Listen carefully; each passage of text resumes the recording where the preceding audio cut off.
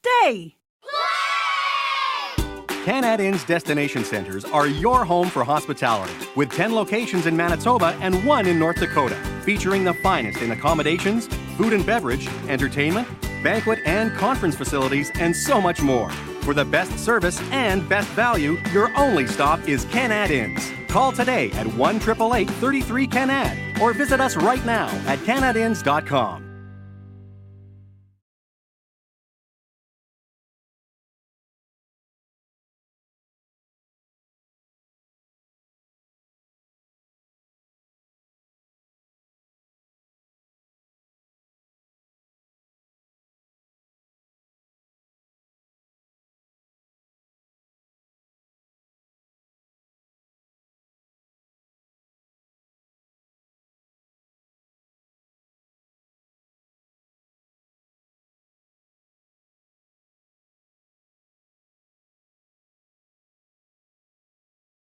Good afternoon, everybody, and welcome to Garbonzos here on Ellis Avenue, part of the Canad Inns program.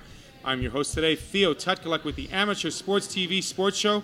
We have plenty of wonderful information to cover, including the WHL Bantam Draft. We're going to meet with the Manitoba Fearless Women's Football League team that are now 2-0. We're also going to sit down with some rugby guys in Westman, and right now joining me, and we'll be back with Tony Siemens, President of Baseball Manitoba. So stick around, we have lots to talk about. And we'll be right back.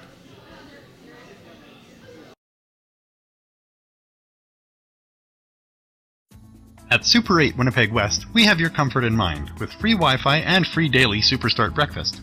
We also have guest laundry facilities, a state-of-the-art fitness center, and a jetted hot tub.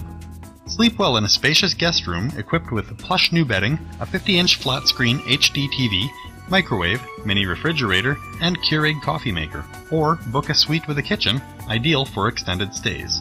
Super 8, Winnipeg West, located just inside the perimeter on Portage Avenue. At Collins Hotel, we have you and your family's comfort in mind.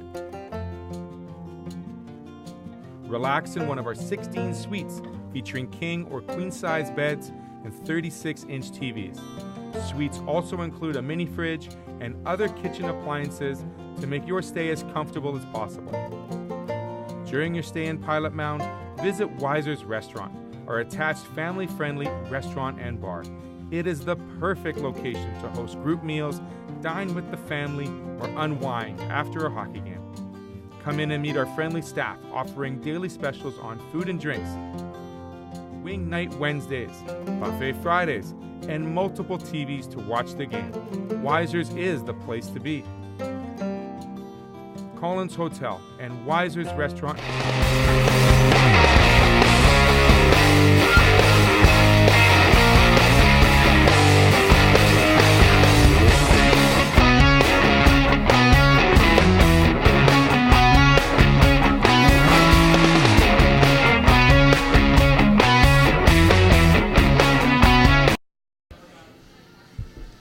Thank you for joining us here on the Amateur Sports TV Sports Show.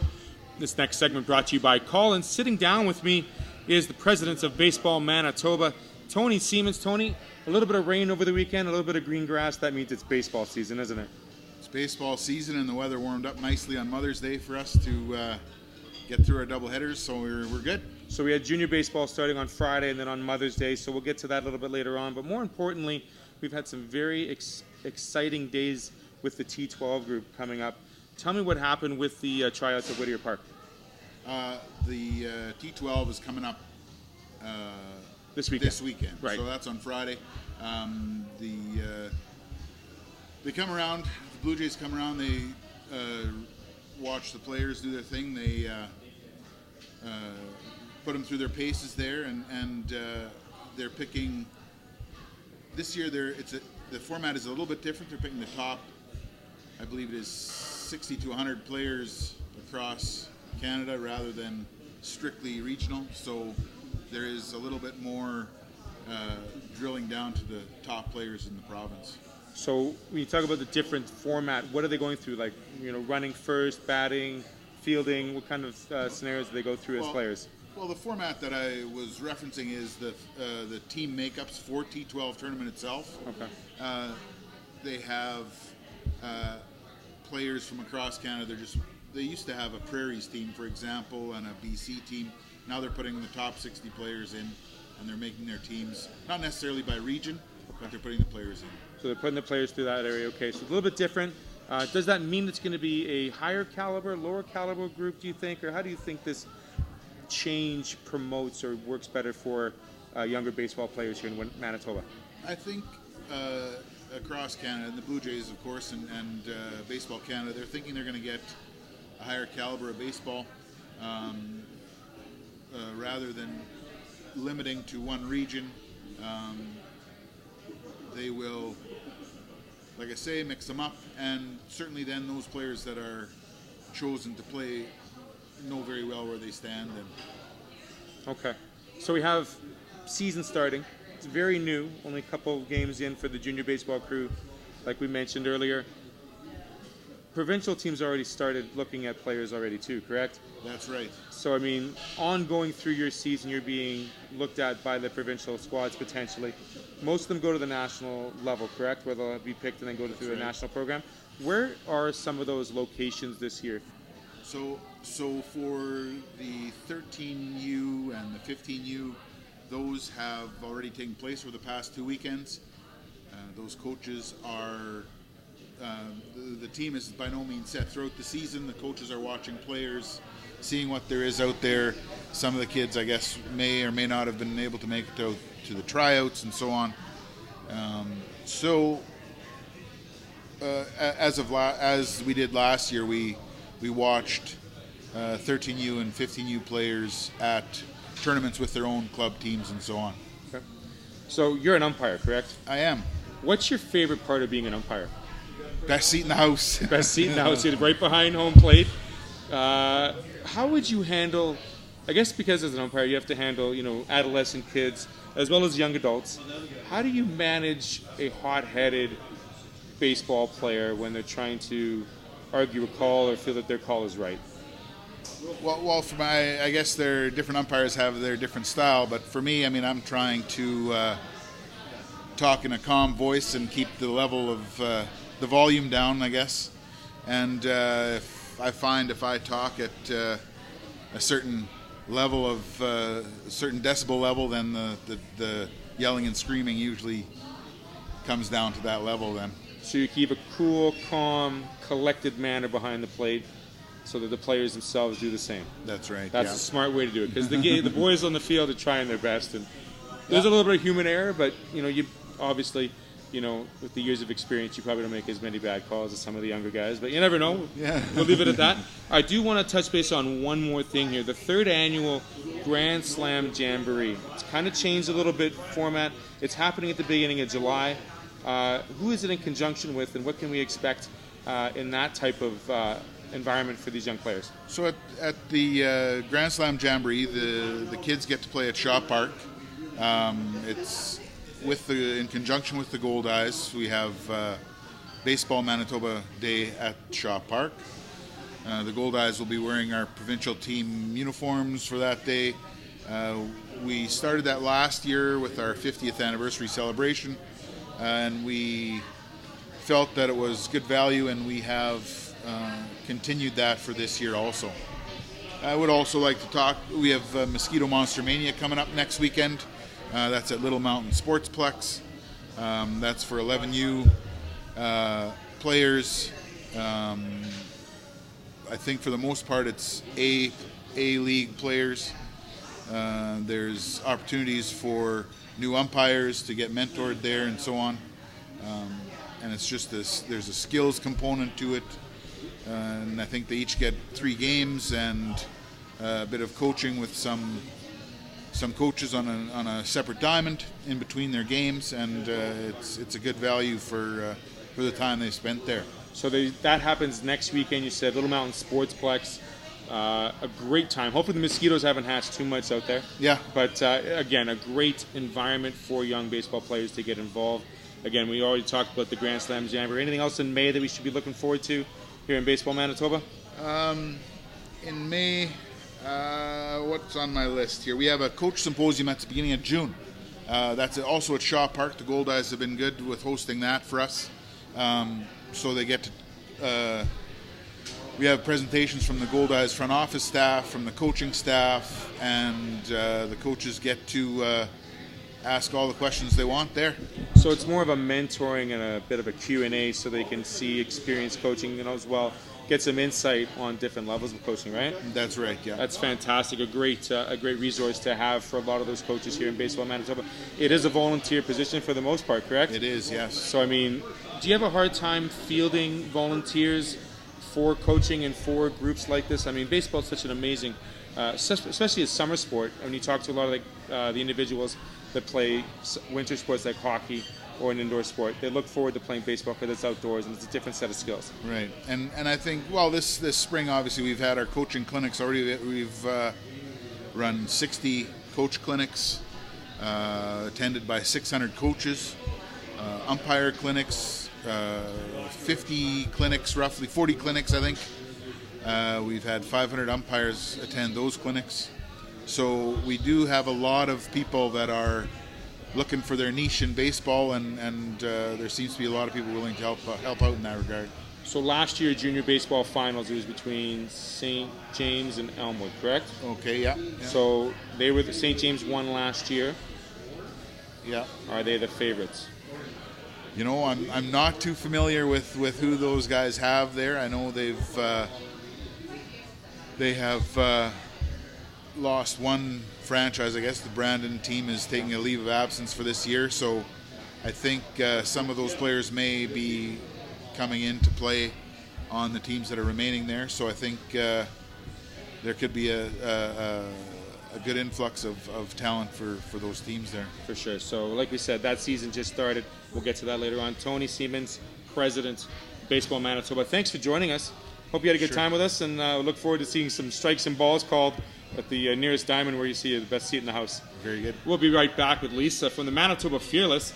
2-0 record thus far in their short Women's Football League season, taking out a team from Saskatchewan as well as the other local team here in Winnipeg.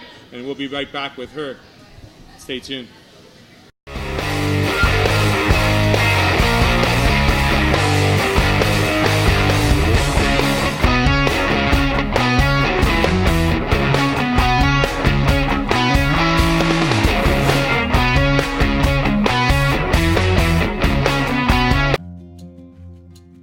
At Collins Hotel, we have you and your family's comfort in mind. Relax in one of our 16 suites featuring king or queen-size beds and 36-inch TVs. Suites also include a mini fridge and other kitchen appliances to make your stay as comfortable as possible. During your stay in Pilot Mound, visit Weiser's Restaurant, our attached family-friendly restaurant and bar. It is the perfect location to host group meals, dine with the family, or unwind after a hockey game. Come in and meet our friendly staff offering daily specials on food and drinks, Wing Night Wednesdays, Buffet Fridays, and multiple TVs to watch the game. Weiser's is the place to be. Collins Hotel and Weiser's Restaurant and Bar, located across the street from Blackjack Stewart Arena off Highway 3. If you take the first mortgage you're offered, a high interest rate could take your travel budget and send it packing. Before you choose a mortgage, take a second look. Get serious about your mortgage. Contact Case Financial Group today. If you take the biggest mortgage you can get, you might find your budget can't support other important costs, like buying furniture. Don't let your mortgage weigh you down. Get serious about your mortgage. Contact Case Financial Group today. At Super 8 Winnipeg West, we have your comfort in mind with free Wi-Fi and free daily Superstart breakfast. We also have guest laundry facilities, a state-of-the-art fitness center, and a jetted hot tub. Sleep well in a spacious guest room equipped with plush new bedding, a 50-inch flat-screen HD TV, microwave, mini refrigerator, and Keurig coffee maker. Or book a suite with a kitchen, ideal for extended stays. Super 8 Winnipeg West, located just inside the perimeter on Portage Avenue.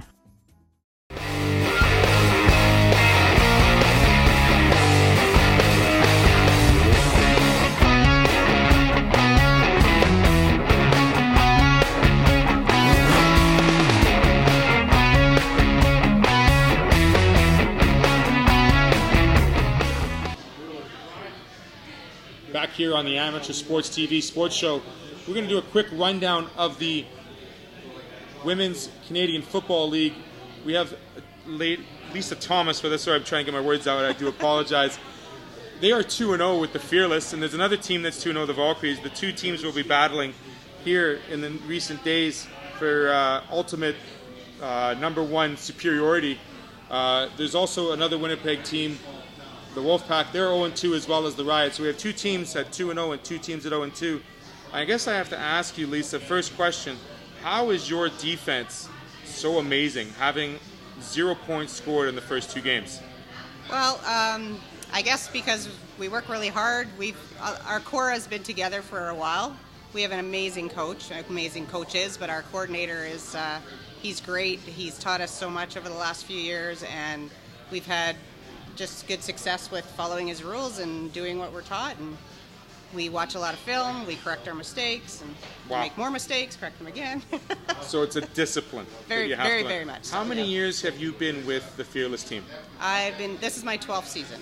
And so that's almost since the beginning of the Fearless program. I was there at the beginning. So you've been there since day one. So this is a great question to ask you, because from start till now, how has the team evolved? I mean, did you have success right away? Or how did the team begin to build? And you said you kept a great core together. Run us through those first couple of years. Well, the first couple of years were, when we first started the first year, we had nobody to play. It was just us here. So there was no WWCFL, there was no league, there was no other teams in Manitoba. So we practiced and practiced and practiced, and it was a bunch of women that obviously had never played before because it was the first year of the sport. And a great woman named Tanis Wilson put us together, and we ended up going to Alberta. Had a couple teams. Calgary and Edmonton each had a team, so we traveled to Alberta that first year on a road trip, and we played each of them in sort of a round robin tournament. And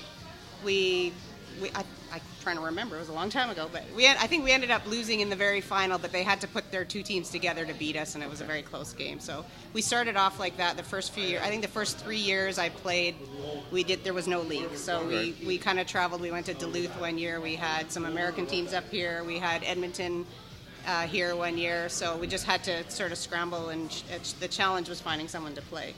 So now that the league started in 2011, and Saskatchewan was on, there's us and Saskatchewan, and then the other conference is Alberta teams. So it's just been, what's the right word? A bigger challenge playing the Saskatchewan teams. They're very, very good football players, very organized, and so we've sort of had to keep working, keep building, and now in 2019 we're actually on top, almost. You ladies are 2-0. Yeah. You went into Saskatchewan. You played the Riot. I believe the score was 34-0. 9. Okay, 34-9. Yeah. And this past weekend against the Wolfpack, it was 54-0. Yeah. I mean, talk about offense and a great defense. I was watching some of the highlights, and Ashanti Shiovo has got lightning in her feet. Yeah, she's amazing. She can run. Yeah, and she's super young. So she's brand new to us this year. She came from our MGFA program, which is the girls program in the city here. And she's a great receiver, great hands, great speed, great knowledge. I saw her run one back for a touchdown off a kickoff. Yeah. I mean, you can't catch her. Yeah, no, we have some amazing rookies this year that came out, some of the younger girls. So you mentioned the MGFA. Is that kind of like a feeder program for the Fearless and, I guess, the Wolfpack? Yeah, I mean, that's not the purpose of it, but yeah, it served. I mean, it was started so that girls could play, right? So, absolutely, yeah. Girls could always play at the MMFA, but they're playing with boys, so this is just a different opportunity for them to play against each other. And it was started, I'm going to get the dates wrong, because about 5-6 years ago. And by Tanis again and Zoof, Lisa Cummings started that league, and they worked really hard to keep it going. And it's a great league. work out of St. Vital Mustang, so we have a couple teams there, and I coach one of the younger teams. So it's really nice to see the girls get involved and then yes, eventually come up and play seniors, and then they've had some experience already, right? So that's awesome. I mean, you get to see that program. You see the teams evolve and grab local talent. Yes. I want to talk about another local talent, Madison Sawicki, your quarterback. Yeah. She's been with the team for several years too, correct? No, Madison is brand new. Oh, she rookie too? Yeah, oh, okay. Yeah. So she's a rookie as well. Does she have a good arm? She's amazing. Yeah. She's really, really good. Yeah. Is she more of a run pass option, spider wide 2 banana, or is she someone that can, read the play, diverse the play, make the right play? I think she can do it all. Awesome. This is only her second game with us, so we'll see what evolves but she's so far been just amazing. So I have to say, like, the fact that you have 34 and 54 scored, the chemistry is incredible. Yeah. And I want to talk more about the defensive side. Do you enjoy, the running play, or do you enjoy stopping the pass, or is it just the fact that you get to hear the ball, hear the snap of the ball, and just attack? Well, I'm a linebacker, so I like stopping the run better. All right, so you're more of a let the ambulance sort them out at the end of the day kind of thing? Yeah. Awesome. I like that, Lisa. Well done. Good. I'm going to end you with this last question. So we're playing the Valkyries next, and that's going to be for the top spot in this Manitoba-Saskatchewan division. What type of game do you expect out of the Valkyries, and what part of your game is going to lead you to an eventual victory?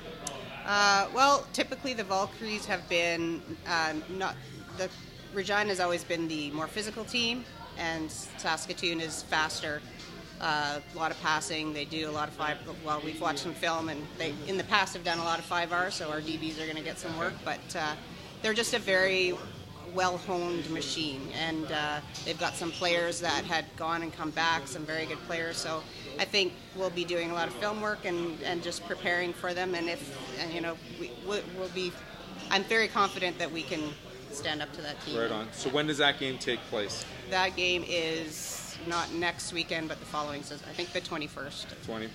Okay. Is that right? No. No, that'll be the 26th, 27th. Yes, that's all right. And that's in Winnipeg, or is it's that at St. Vital Mustangs? St. Vital Mustangs Field. I highly recommend everybody to come and support the Fearless and the Wolfpack as well. Great women's football. I was surprised to see the speed. I was surprised to see the tenacity. I was a middle linebacker as well. Yeah. And I loved hearing the snap of the ball and just doing what I could do best. Yeah. Separate ball from player, It's head fun. from shoulders. It's great. Very fun. Thank you, Lisa, for joining us. Thank you. And congratulations on the 2-0 start. And we'll hopefully hear from you in the next couple of weeks, see how well you do against the Valkyries. Sounds great. Great. And then so we'll take a short, quick break, and we'll be back with a WHL report and an MJ report and an MMJ report, a little bit of hockey to send us off into this beautiful warm weather. We'll be right back here at Garbonzos. Stay tuned. At Super 8 Winnipeg West, we have your comfort in mind with free Wi-Fi and free daily Superstart breakfast. We also have guest laundry facilities, a state-of-the-art fitness center, and a jetted hot tub. Sleep well in a spacious guest room equipped with plush new bedding, a 50-inch flat-screen HD TV, microwave, mini refrigerator, and Keurig coffee maker. Or book a suite with a kitchen, ideal for extended stays. Super 8 Winnipeg West, located just inside the perimeter on Portage Avenue.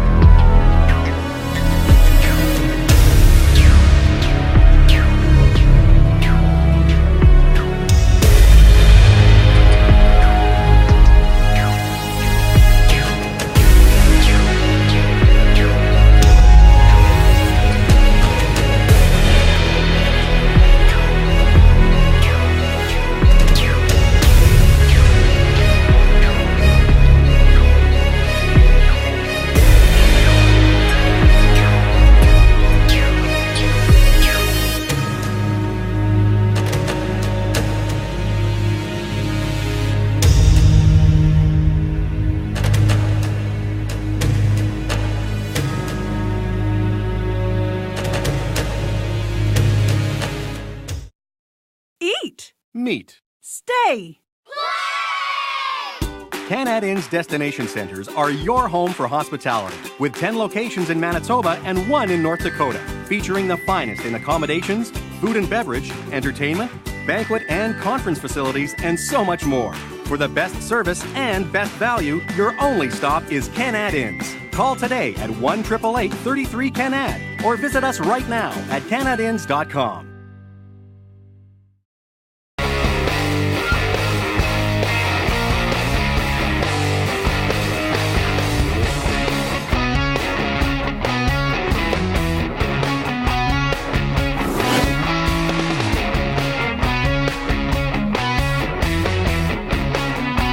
Back to Garbonzos. Garbonzos, the great place here on Ellis Ave, sunny St. James, where Monday nights, half-price pizza. I'm staring at one right now. It looks fantastic. But before we get to that, this next segment brought to you by Pembina Source for Sports. It's our Manitoba Hockey Report. We're going to start off with the WHL Bantam draft that took care of us a couple weeks back. 6 players going in the top 2 rounds from Manitoba, including the Winnipeg Ice, who picked up the number 2 overall pick, moving up, taking care of some of their other draft picks, and they wouldn't draft until the 4th round after taking number 1 and number 2. The Winnipeg Ice decided to take 1 Manitoba player, 1 player from British Columbia, and then 6 from Alberta. So they were very busy in their first inaugural Winnipeg Ice draft for the Bantam WHL. As for the players that were taken in the first round, number 2, Connor Geekie, of course, from Winnipeg, who played his last year in Yellowhead. He had 89 points in his second year, coached by his father, and we had a great interview with him, which we'll get to at the very end here. Tyson Zimmer, playing in or drafted by the Brandon Wheat Kings, number 6 overall. He played in the Okanagan Hockey Academy, but he's also from the area of Russell, so he's going to be very close, having lots of friends and family potentially watching him in Brandon. Number 11 was Denton Matejchuk, a solid left defenseman from Eastman AAA team. He's going to be playing for the Moose Jaw Warriors eventually in the next couple of years. Strong defenseman, very good offensive, and a good shutdown defenseman this past year, and he's going to be doing the same thing for the midget team next year. At number 25 in the second round, Caden Glover. He played for Brandon. He's drafted by Brandon. Very exciting for him. And then Spencer Penner, another Eastman player, Denton's playmate. He's going to be going to Seattle, drafted number 29 overall. And the number 31 is Zach Turner, played for the Southwest Cruisers. He's going to be going to Brandon Wheat Kings potentially as well. So that's the top 6 forwards, top 6 players, from Manitoba drafted in this year's WHL report. And we talked about the Winnipeg Ice. They're going to be playing these first couple seasons in the Max Bell Center at University of Manitoba Bison's facility as well until their new building is being set up. So plans are on the go for that, and we will be having a Winnipeg Ice show later on in the late summer, early fall, and we'll be looking forward to doing that for you here on the Amateur Sports Television Network. As for the Portage Terriers, a team that wasn't really expected to go all the way to the finals, and they did so, winning the MJ, and then obviously winning the Avenant Cup in 5 games, losing the first one to Battleford, and then winning the last 4, and the final game 5 was a 7-3, and they moved on now in this last week to go play in the National Junior A Championships in Brooks, Alberta. Unfortunately, they haven't got their first win yet, having lost the first 2 games, 3-0 to Ottawa in the first game, and the second game to Brooks was 5-3.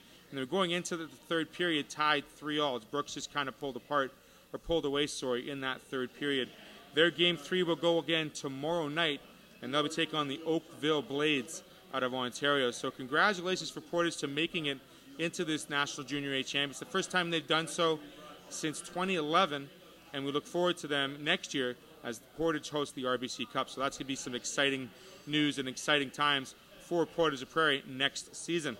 It took 7 games, but the Pembina Valley Twisters finally defeated the St. James Canucks, that little thorn on their side, if you will. 7 games. The final was 5-4 in Morris, and that ended at the end of April, which was fantastic for the Pembina Valley Twisters. Congratulations to them winning the MMJHL Championship, and their season's done here for the time being until they start up late August, early September. That has been our Manitoba Junior Hockey Report, brought to you by Pembina Source for Sports. We'll take a quick short break, and we'll be back with some junior baseball news and scores on how well they did on not only their doubleheader Mother's Day extravaganza, but the 2 games prior to. We'll be right back. Theo here with Amateur Sports TV, welcoming the 2nd overall pick, Connor Geekie. Connor, thanks for joining me for a couple of minutes here in your spare time. I know you're a really busy individual, playing every single sport possible, badminton, baseball, and of course hockey. Tell me where you were, how you heard when you got drafted by the Winnipeg Ice second overall.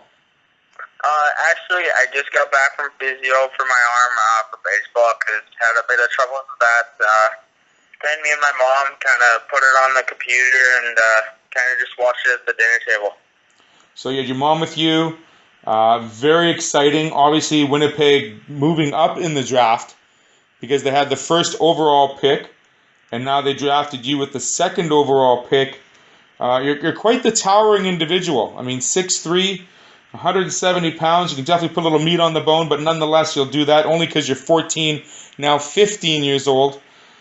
Tell me what part of your game really impressed the scouts the most this year? I mean, to me, I think it's more like my playmaking ability. I'm a big guy, so I like to use the corners a lot, and that's kind of where I like to use my hands too. I'm not trying to be too flashy in open ice, but in the corners I like to use them too. Me and my brother are kind of the same. We both find seams really easy. We find seams that some people don't think we should, but we try anyways, and half the time it works out, half the time it doesn't. So I think that would probably be one of the biggest parts of my game, and definitely my shooting ability. That goes without saying. Your offensive capabilities the last 2 years, Connor, have been very impressive with the Bantam AAA program. 2 years ago, racking up 68 points, 38 goals, and in this past year, 49 helpers, 86 points in total. You're definitely a towering individual. You like to play the corners, you said. What part about playing in the corners makes you feel that is the strong point of your game? I mean, for me, it's just getting out of the corners. To me, getting out of the corners has always been fun for me. Having a battle against 2-3 guys and coming out with a puck and then dishing it off for me is better than any play in the game. So for me to keep working on in the corners against my dad and my brothers, it helps me a lot. So your dad was your coach, a little bit hard on you at sometimes, or does he expect that much more out of you playing for your father? He definitely expects that much more. I mean, sometimes we definitely got into a bit of arguments and definitely had some different opinions on things, but that's just how it's going to go. Just the role he's going to have to play, right? That's going to happen. He's my dad. That's kind of how it is. But when we hit the ice, it's coach, it's Connor, it's Geeky, it's stuff like that that really kind of changes the culture in our room. So the professional relationship on the ice, the more personal relationship at the dinner table. Tell me, you've got an older brother, Morgan. Was he part or more likely a role model for you growing up? Or when you were growing up, who did you look into or up to for the style of play you like to follow? Definitely my brother. My brother was 5'5", I think, going into the Bantam draft, and he got picked, I think, 5th round, and then got a growth spurt and came 6'2", 6'3". And just watching him, I mean, you can ask my dad, you can ask my mom. Him and Noah have just been the biggest role models for me when it comes to playing outside or hitting the gym with Morgan or even working on the ice with Morgan. He always finds something new that I can work on, and I try to beat him at it. So that's kind of the competition we had together, and it's kind of a tight bond when it comes to that stuff. Absolutely. Having that older brother is definitely a pair of shoes you have to fill, or not necessarily fill, but make your own path, so to speak. You talked about the gym with your brother Morgan and your brother Noah. What kind of things did you guys work on together in terms of training? Was there a certain set of exercises your brothers brought to the table that kind of helped you out and developed your off and on ice capabilities? For us, it was just more dynamic stuff, body weight stuff, and definitely the legs. I'm a pretty lanky kid, so I gotta try and get the legs a bit bigger and hopefully get stronger. I mean, skating's definitely not my strongest point, so hope to get stronger there and become as fast as I can. Right on. So we're going to work on the skating over the summer. You are playing baseball as well, I heard. Is that going to be the main focal points for you in the off season here? Definitely will be one of the top ones, but I mean, pretty committed to hockey right now, so any opportunity I can to get on the ice, I'm going to get on the ice, but definitely going to play baseball for as long as I can and just keep trying to be as good as I can at that and keep playing hockey for sure. So is there ice still available for you now, or is it kind of few and far between rinks? It's kind of all over the place. I mean, small town, probably 45 minutes from here, still have their ice in, but once that's gone, probably more to the baseball situation, and then hopefully to get some ice in somewhere and get my skating down and work on that for the rest of the season, off season. So Connor, I got to ask you this: as a two-sport athlete, do you look at each sport as being a way to recharge the battery, so to speak, and regain that focus in the off season for the upcoming season? Yeah, it's definitely, for me, that sport is kind of the way to keep my compete up, keep everything up, because me and my family, I'm pretty sure just like every other family, hate to lose to each other in the sport. So playing baseball is just another kind of aspect to my game. I think it brings, especially with the hand-eye, the batting, the running, everything, the arm strength. So yeah, it's definitely keeps me motivated for hockey. Is there a specific position in baseball that you prefer? Shortstop, probably, just because it's probably the most versatile. You can do anything there, and I really enjoy it. So, are your friends digging the long ball on the park, or is it more hit for average? I'm definitely a long ball type guy. I strike out a decent amount, but definitely when I get my pitch, I can do something with it. Right on, Connor. So I assume you had a bit of a growth spurt in the last couple of years. I mean, Lankin 6'3" is a tall kid. I got to ask you, off the ice, your nutrition, your body fuel, what kind of foods were you looking into, or do you consider part of your main diet over the course of the year? Really, I just kind of tried to stay healthy. It was a versatile, variety of things, obviously, but I wasn't trying to get myself on a specific diet because I'm still a 15-year-old kid, right? It's still, you still got to have fun. You got to have that odd junk food, but I'm definitely toning it down. It was more for me just working out consistently and getting stronger. So when you heard the news, did Winnipeg give you a phone call and say, hey, how are you? We got you on the board. Congratulations. We look forward to working with you kind of thing. Have you talked to them lately? Yeah, I definitely have talked to a couple of them, and they're a great organization. I couldn't be happier with who I'm with. I mean, how exciting is it you get a team from BC moving to Winnipeg, closer to home? I mean, it's about a 2.5 hour drive for you from the hometown. Do you expect a lot of fans, a lot of family perhaps watching you maybe suit up for the ice here in a couple of years? Yeah, I mean, definitely I got a lot of support behind me, and hopefully I can get that opportunity to suit up and, make my big game a special one. Absolutely. So we've got baseball on the off season. We've got a couple camps perhaps in August with the Winnipeg crew. Yeah, for sure. I think if I'm not doing something big in baseball, then hopefully I can get those. Right on. So once you heard the news, did you have any congratulatory parties or dinners with the fam? No, actually, I had badminton practice at lunch, and then we headed to Winkler for my badminton tournament. So you've had no rest for the wicked. I love to hear that, Connor. I hope you have some downtime to kind of look back on this day as one of the bigger days of your early career here. I want to thank you very much for joining us and joining me for a little conversation about how important this bantam trip, the WHL draft, was for you. Thank you, Connor, for joining us. Have a great rest of the evening. Thank you, Theo. Take care. Yeah, bye.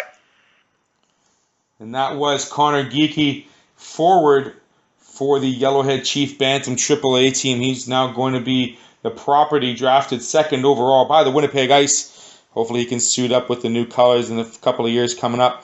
This has been Theo Tutkaluk with Amateur Sports TV. Thank you for joining us.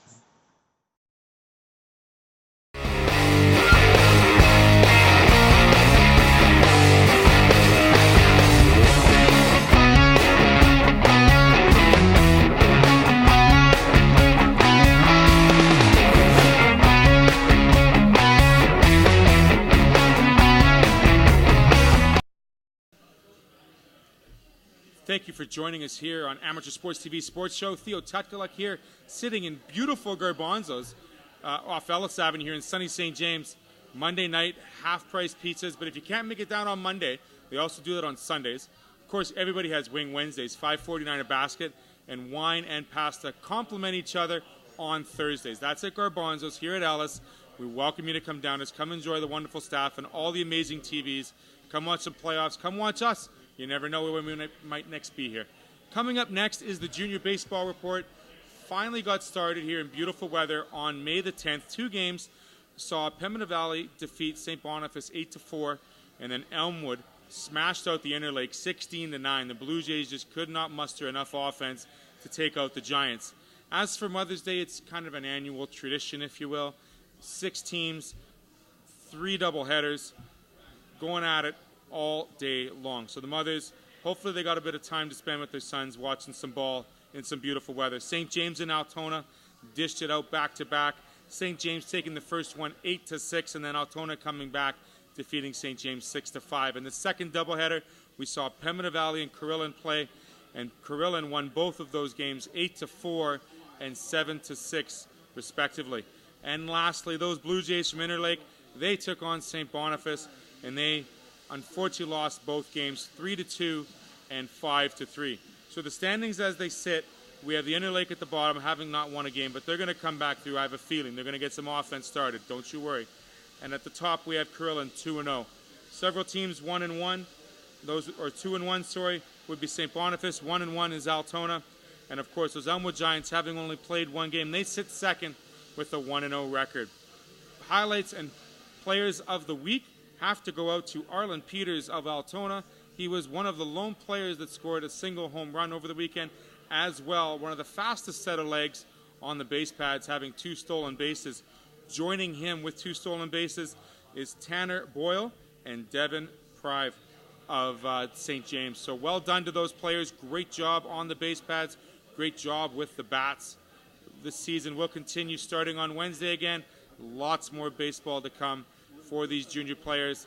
Last year's winners, the St. James team and the Elmwood Giants, look to be the 2 strong teams. But like we mentioned earlier, you never know what's going to happen with the Brandon squad, as a lot of those players are now defunct and have to find new homes. Coming up next, a wonderful person by the name of Keith O'Meara, who played basketball here in Winnipeg and now is playing for the Nigerian national team. He's going to come and join us on air live as we discuss the amazing news and sounds and tidbits of what's going to happen not only for basketball here in Manitoba, Canada, but also what's going on in Nigeria and the world in China. We'll be right back, and that'll be brought to you by Case Financial. Stay tuned. If you take the first mortgage you're offered, a high interest rate could take your travel budget and send it packing. Before you choose a mortgage, take a second look. Get serious about your mortgage. Contact Case Financial Group today. If you take the biggest mortgage you can get, you might find your budget can't support other important costs, like buying furniture. Don't let your mortgage weigh you down. Get serious about your mortgage. Contact Case Financial Group today.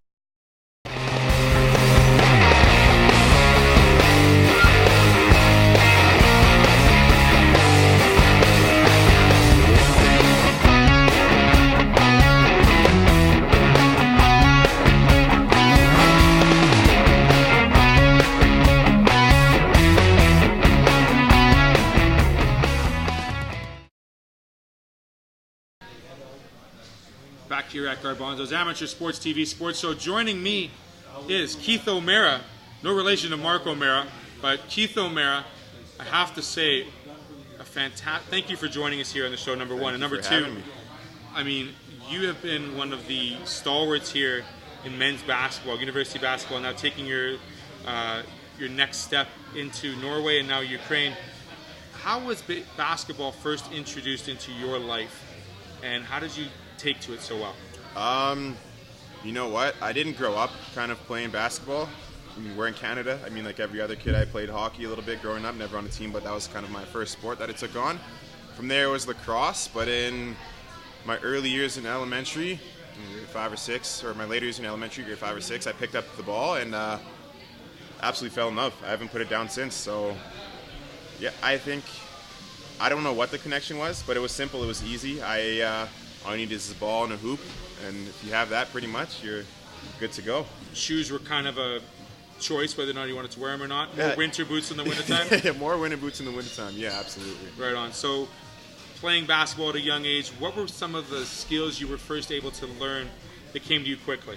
I was always a pretty good athlete growing up, so kind of running up and down the floor with the ball was probably my go-to at a young age, but I think I was slow developing a little bit, So in grade 8, it's kind of when you want to have the left-handed layup down, I would suppose. But I was late to the party on that, so I thought I was pretty good in my mind. But everyone else in practice could do a left-handed layup, but I couldn't. But luckily, I pieced it together a little bit. Did you play a lot of horse growing up? Absolutely. What was your go-to shot in horse? When I was a kid, it was around the back and in the hoop. It was, few and far between, 1 out of 50, but when I did hit it, it was like I did it every time. Mine was the left-handed shot, right leg up, backward and in swish. Because I was left-handed, so when you talk about the left-handed layup in grade 8, that was my shot. That was your go-to. Uh-huh. Right-handed layups? No, I try to teach my son, doesn't work like that. So we'll go back to you. University ball, how did those years begin to develop begin for you? And then, how did you begin to get really good at what you did? Well, there was kind of no shortage of hard work, really. My early years, so I stayed at the University of Manitoba, which was a fantastic decision for me. I played under Kirby Shep, who is he has done work with the national team and coaches the junior national team here in Canada. And we just have a great coaching staff over there, really. They kind of encouraged me. They saw something in me that I didn't see myself, so they pushed me every day. I responded to it, and because of, thankfully for them and our work together, I was able to piece it together and have a pretty good career as a Bison, and now I'm lucky enough to play professionally. That's fantastic news. So, real quick with the Bisons, what was the one team you feared playing in ball? What was the one team you didn't like playing? Just either bad luck with them, or it just didn't work out, or you just were like, oh, we really got to play these guys again, or it's a test? There wasn't one team I was afraid to play. The guys we had, we were a great group, and we were eager to play everyone. But one team that we weren't great at beating, I don't think we ever beat them. We never swept Brandon at Brandon in my time there, and I don't think we have done it since Kirby Shep kind of took the helm. It's just a hard place to win. You win the first night, and for whatever reason it would be, I'm not going to blame the refs, of course not, but it's hard to get a sweep there. It's just hard. So we talk about Kirby real quick. What does he bring to the table as a coach? And you talk about junior national coach, and then working with the senior men's team. What does he bring to the table as a coach that you really draw to liking what he does? Kirby is probably one of the greatest basketball mind I've ever come across in my life. His X and O's of the game, the way he understands the game, it's kind of next to none. So to be under that, coaching for 4 years at the U of M and be able to pick his brain has been a blessing for me. Right on. So now you've taken your game overseas last year, playing in Norway. Yes. How exciting was that, knowing that you were playing professional ball and of all places, Norway? How did you come about it? It was super exciting. So for me, that was kind of always the goal, playing professionally. Coming out of Canada, it's kind of hard to find a job playing professionally. Overseas in Europe, NCAA Division I kind of holds higher ground over Canada more times than not. So it was hard coming out, but I was able to get there, and I had a great experience. And because I played with Kirby, he kind of told me what the life was going to be like, told me what to expect. So the transition for me was pretty easy, and I had a pretty good first year. Yeah. Right on. Absolutely. I mean, it's a couple of weeks where you were Player of the Week. Your team really respected how well you played, and I mean, you talk about the Division I NCAA versus Canada West and CIS, but U Sports Ball, very different games. This past year, you're at the Ukrainian League. How was that different for you playing from Norway and then going to Ukraine to play ball there? So this year the league was it was a stronger league this year. Norway was kind of a step in the right direction, so I proved myself there. So this year in Ukraine, it was a much better league, much better competition, and they were more basketball based. Norway, it was kind of, they love their skiing, they love their winter sports. That's why they were so good at the Olympics for it. But Ukraine was basketball heavy, and the competition there was great. You had some difficulties, like there was only one other guy that spoke fluent English on my team. The coach didn't speak English, so that was kind of difficult. But I spoke the language of basketball, and so did they. So we made it work. Excellent. So let's bring it back to Winnipeg now. You're here in Winnipeg for some very good news that was mentioned last show with Adam. Talk about how exciting it's going to be to play Team Canada and your Team Nigeria in August. I mean, that's got to be a pretty big spectacle for you. Yeah. Coming in August. Yeah, well, it's not like official. It's not set in stone. I'm on the team, so there's going to be a tryout process for that. But just the fact that it's happening alone it's kind of unbelievable. I'm hoping, and I'm going to put all the work in that I can to prepare for that, to be on that roster, because, you know, I've said it to my friends, to be there and play against Team Canada for Team Nigeria in our backyard, it's kind of the most full circle thing for me in kind of my basketball world. So if I get that opportunity, I'm going to make sure I take full advantage of it. So you're obviously training. What's your training regimen like leading up into these tryouts? Right now, I just got back, so I'm taking a week or two off. But after the time off, after I eat all the good food that I can, I'm going to be going twice a day. So workouts in the morning with a little bit of skill work, then come back at night and strictly shooting. So 6 times a week and rinse and repeat. Rinse and repeat. So got to ask you real quick, 10,000 things done once makes you a master at it. Do you think you've taken 10,000 free throws? I know I have, but am I a master? No, and I would be a fool to think that, stop putting in the work would equal success. Absolutely. It's a lot of hard work. I mean, talk about Jamal Murray shooting free throws countless hours, morning, noon, night, every season. I'm sure you've got some similar stories like that because you love the game so much. Emily Potter, we talked about going into the K-8 programs here in Winnipeg. Fantastic news that all the schools that are involved all sold out. Tell me what you're going to bring to these young classrooms in, getting them into the game of basketball, showing them something new, and maybe your story as well. Yeah, hats off to Emily Potter and Adam Wedlake that kind of built this thing from the ground up, especially over there at Basketball of Manitoba. Congrats to them. Thank you for doing it. So she did it, and it took on really well. I think she did it for 4 months and reached over, tens of thousands of students. So that is amazing. So now I've kind of took the helm of it, and it's K-8, as you said. So I go there. I kind of share my story of basketball, what the game's done for me, kind of where it's taken me. And, I just try to spread the good word of basketball and sports specifically. I think sport is an amazing vessel for our youth, from building muscles, communication skills, but for me, one of the coolest things was building friendships. So I encourage them, whether it's basketball, whether it's volleyball, or something positive and constructive, to kind of follow it wholeheartedly, nurture that, and watch it grow. Because for me, when I grew up, I was a kid playing basketball, and here I am, fortunate enough to be able to travel the world playing the game that I love.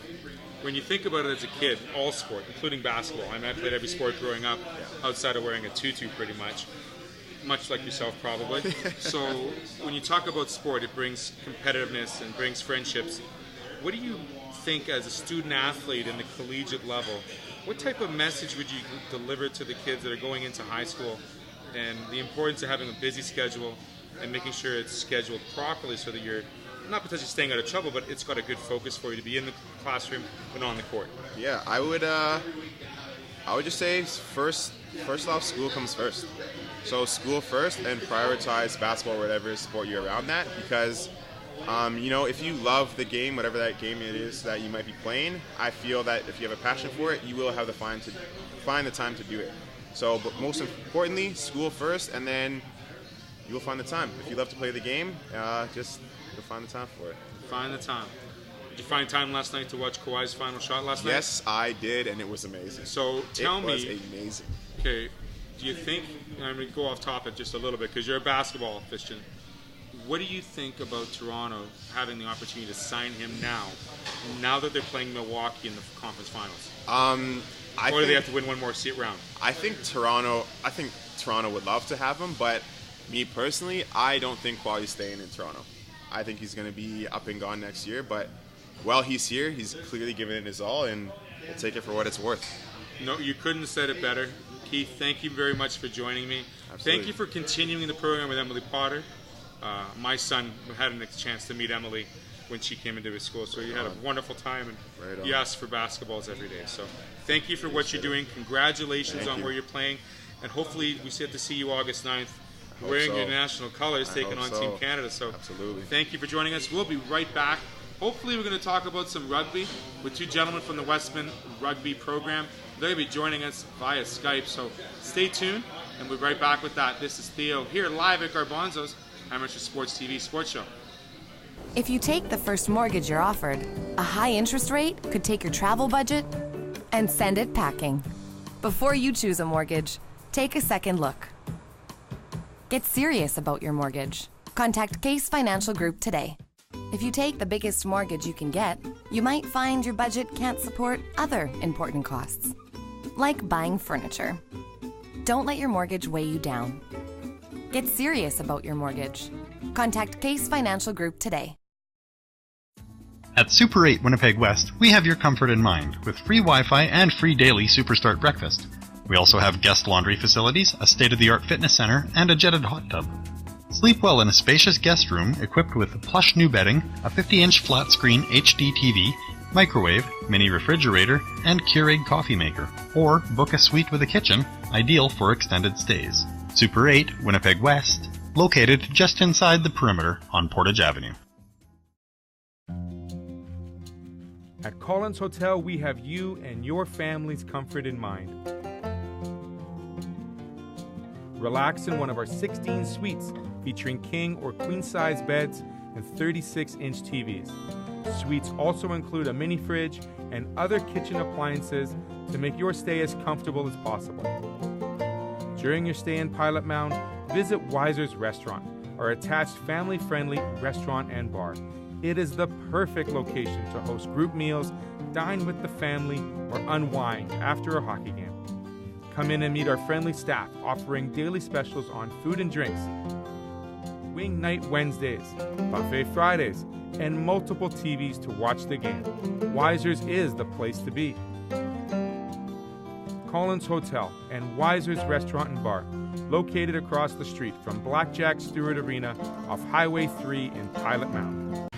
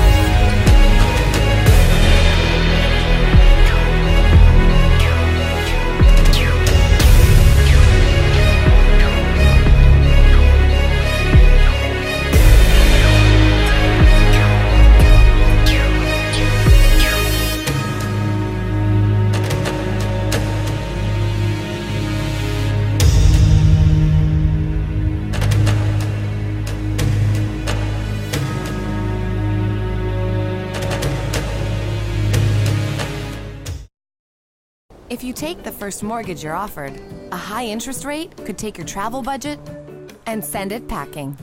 Before you choose a mortgage, take a second look. Get serious about your mortgage. Contact Case Financial Group today. If you take the biggest mortgage you can get, you might find your budget can't support other important costs, like buying furniture. Don't let your mortgage weigh you down. Get serious about your mortgage. Contact Case Financial Group today.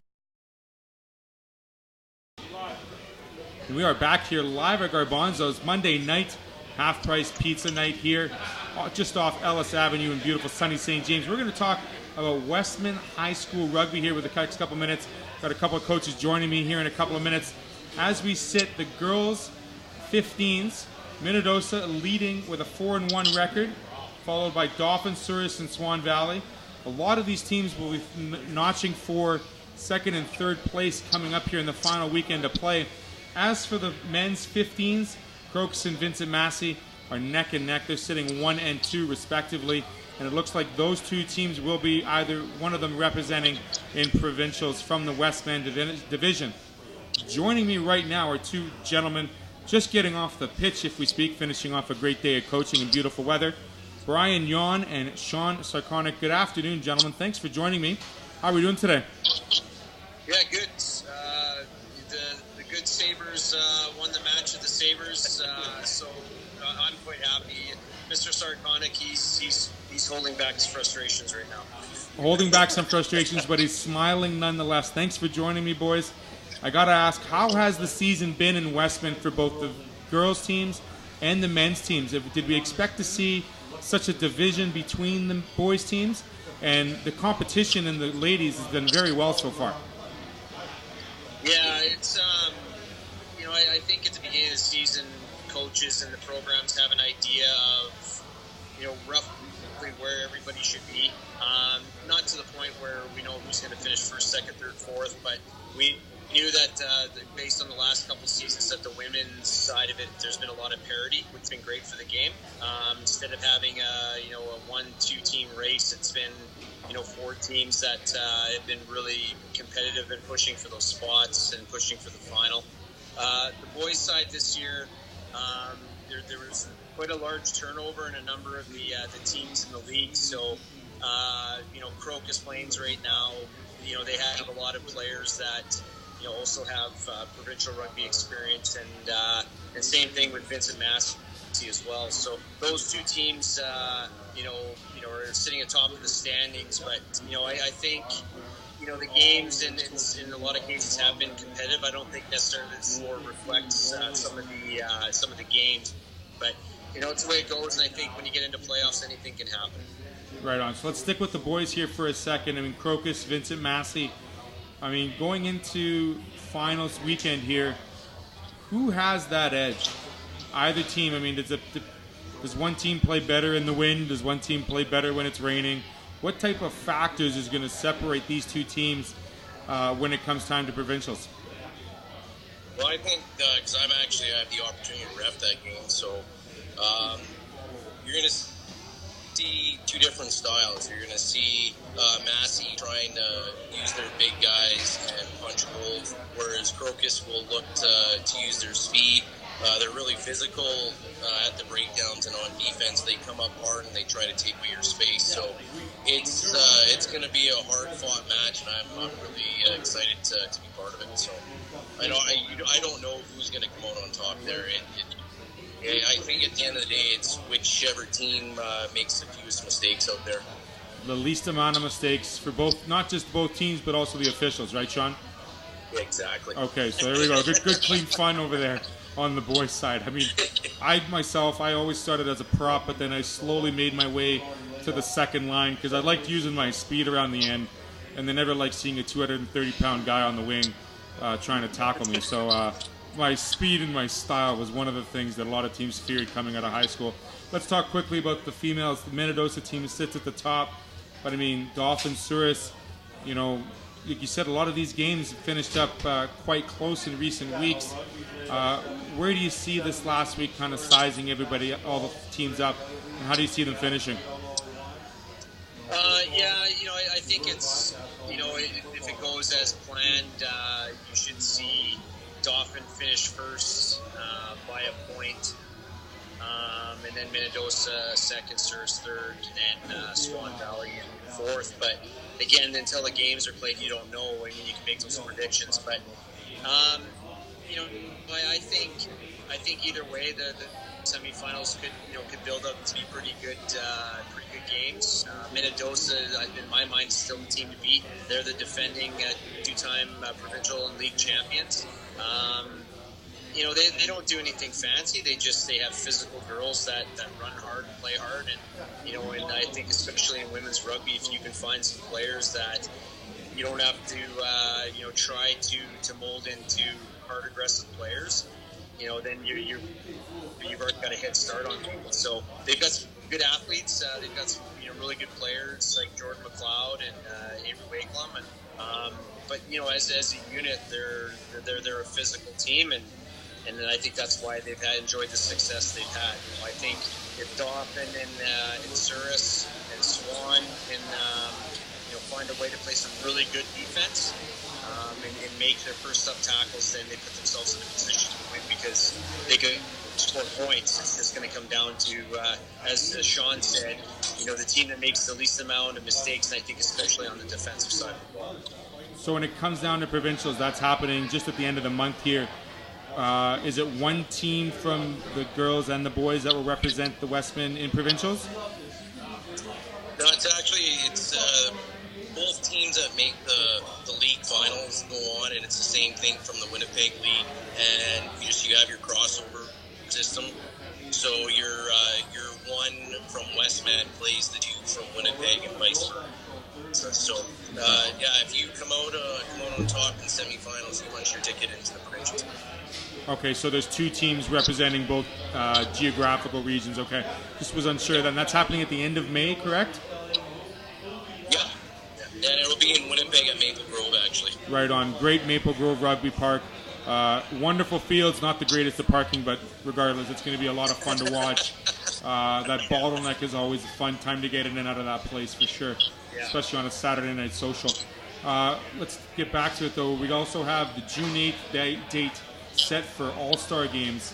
How does that work for the Westmen? Is it going to be a Team Westman versus Team Winnipeg, or is it going to be, how does that going to play out? Yeah, in the past, we've had a format of where we've had a Winnipeg, like a mini team, all-star team play, a Westman all-star team. This year, we're not doing that format. Westman will run its own all-star games, and then Winnipeg or the city, if they choose to run their own, that's up to them. So we're going to be running our own games, and so we're just ironing out the details for that. And the game itself will be used as another tool for provincial coaches and stuff to be able to watch these players play, and then of course maybe put their hand up for possible selection for a team. Fabulous. So that takes place June 8th, correct? That's correct. Awesome. So what's on the docket after the All-Star game for Manitoba Rugby for yourself, Brian? I mean, talk about is there not provincial, but is there Team Manitoba teams that these players can be trying out for, and provincial teams to look forward to? Yeah, there's Rugby Manitoba has their provincial programs. Sean here is the coach of the Manitoba U18 women. I'll let him talk about that in a second here. So you have U16 programs and U18 programs for Rugby Manitoba. And then there's the Under-19 Prairie Blizzard men's program, which competes in the Canadian Rugby Championships, which are being held in St. John's, Newfoundland this year, August 5th to the 12th. And that venue is for the top 19, 20-year-olds in Canada to compete at the highest level. And it's a pathway and a selection tool for the Canada U20 program. Sean, give me a little lowdown on the what your expectations are for the women's U18 team here for provincials. Well, last year we went from a national format into Western and Eastern's format, where Manitoba and Saskatchewan had their respective provincial teams, and then the more larger provinces like Alberta and BC, they sent a couple of regional teams. and where you compete in the Western Canadian Rugby Championships, and they use that as a selection tool for the U18 national programs. So last year we placed third out of 5 teams. The girls we had a young team, and we have that experience, and we have a lot of girls that are going to be playing this year that are going to be going off to university, and they're looking to make their last year provincial their best one yet. So we had our first camp in Winnipeg yesterday where we had 32 girls out, and then we also have 2 more camps for final selections we made at the Mansas Regional Tournament in Winnipeg, July 6th, 7th. So it's pretty busy June up until almost the beginning of July. Gentlemen, I have to leave you with this. Are you a 15s or more of a 7s fan when it comes to playing or watching? For me, 15s 100%. 7s,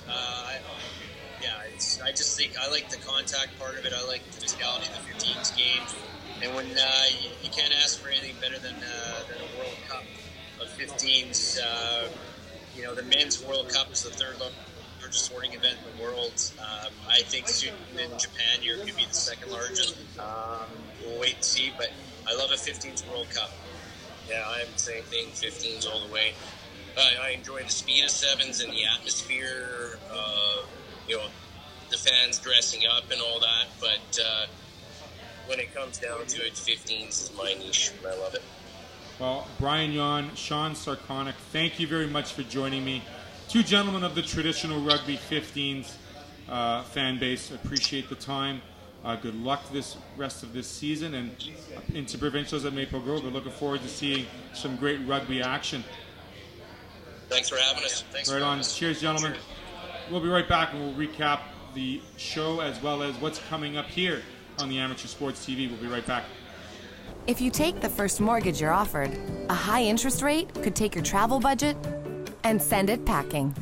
Before you choose a mortgage, take a second look. Get serious about your mortgage. Contact Case Financial Group today.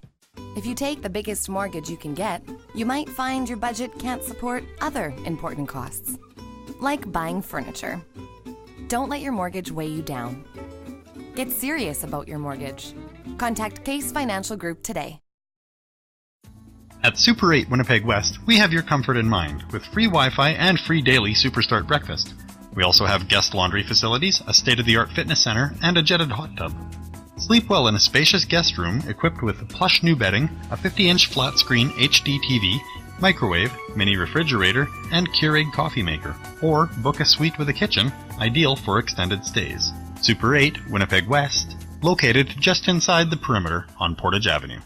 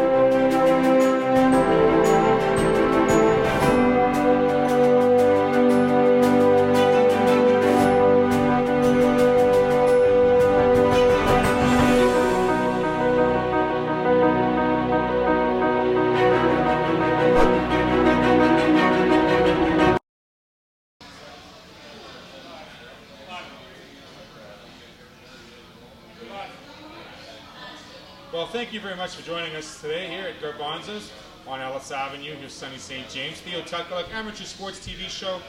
We had an opportunity to sit down with Baseball Manitoba, Keith O'Mara from the hopefully Nigerian national squad in basketball, as well as 2 gentlemen from the Westman Rugby. And not to outdo any of them, but Miss Thomas from the Winnipeg football women's program that are now 2-0. Congratulations to the Fearless. Our upcoming shows, you might see me tomorrow night. We're coming live to you from Stonewall, Manitoba. Stonewall is going to be a fun place. We're going to talk to some of the locals there, some of the amateur sports heroes in and out of Stonewall, Manitoba. That'll be going down tomorrow night here on ASTV. In a couple of weeks from now, on the weekend, the 26th, we've got a back-to-back game. 2 women's teams going at it, the Fearless and the Wolfpack, taking on 2 Saskatchewan teams. That'll be going on the 26th. And then our next amateur sports TV sports show will be Monday, the 27th of May, live from The Hangar in Southside Winnipeg. This has been Theo Tutkaluk. Enjoy your sports. Take care of your amateur kids out there and go cheer them on in this beautiful weather. Lots of baseball, lots of football, lots of flag football going down. Have a great rest of the week, and we'll talk to you very soon. Cheers.